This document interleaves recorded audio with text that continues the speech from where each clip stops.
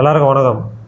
இனி நம்ம பேச போகிற தலைப்பு காகா புஜண்டர், ஓமேகா ஸ்டார். அவரை பற்றி நம்ம பேச போகிறோம். காகா புஜண்டரை பற்றி நிறைய பேர் நிறைய விதமான கருத்துக்கள்லாம் நிறைய சொல்லியிருப்பாங்க. காகா புஜண்டர்னா யாருன்னு முதல்ல தெரிஞ்சுங்க. அதுக்கப்புறமா அவரை சுற்றி இருக்கிற கற்பனை கதைகள்லாம் நீங்கள் முடிவு பண்ணிங்க.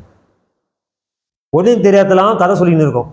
காகா புஜண்டர் அவரு, காகா புஜண்டர் இவரு, காகா புஜண்டர் இப்படி வந்தாரு, காகா புஜண்டர் அப்படி ஆயிட்டாரு. முதல்ல காகா புஜண்டர்னா காற்றை பூஜ்ஜியமாக்கினவர்னு அர்த்தம். நான் சொல்றது புரியுதுங்களா?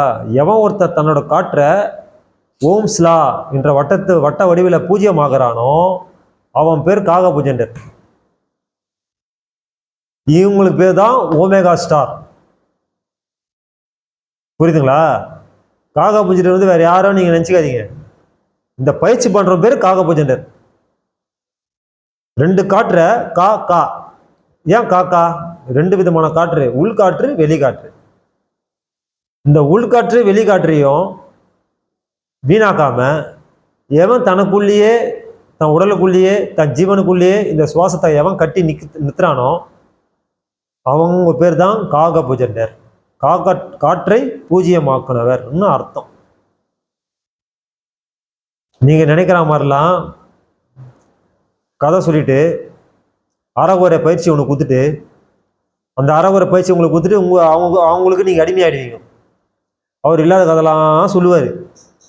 இங்கே இருக்குது, அங்கே இருக்குது, லொட்டு ஒன்றுமே கிடையாது. நீ எல்லாமே உன்னோட மனக்கற்பனை. மண்டைக்குள்ள ஒரு நீர் ஒன்று இருக்குது. அந்த நீர் தான் படக்காட்சிகள்லாம் போட்டு 7 விதமான நீர் தன்மைகள் இருக்குது. அந்த 7 விதமான நீர் தன்மையும் ஒவ்வொரு விதமான டைமென்ஷன் வச்சுருக்குது.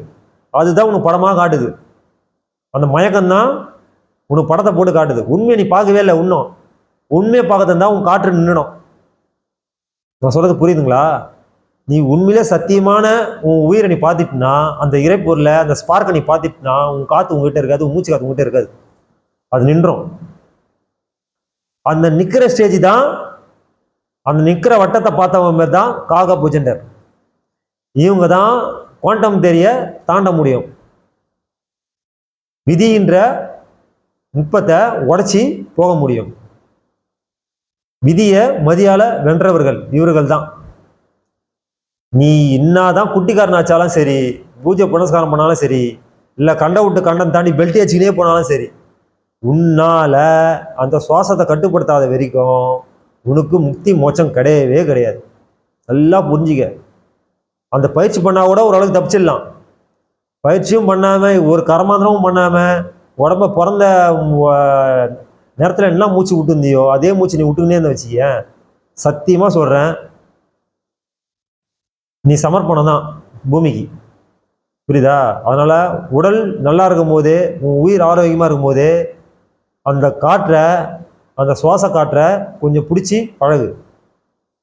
அது கண்டபடிலாம் பிடிக்கூடாது. அது ஒரு டெக்னிக் இருக்குது. அதைப்படி ஒரு நல்ல குருவாக பார்த்து கூட தெரிஞ்சுக்கோ. ஒன்றும் தப்பு இல்லை. நீ விசுவாசத்தோடு செஞ்சினா உனக்கு மோட்சம், இல்லை உனக்கு நரகம்தான். ஏன்னா இதெல்லாம் நான் சும்மா பேசலை. சும்மா புக்கை பேசிட்டோ இல்லை எவன் காதுலேயே கேட்டுன்னு நான் பேசலை. என்னோட எக்ஸ்பீரியன்ஸு. புரியுதுங்களா? நன்றி, வணக்கம்.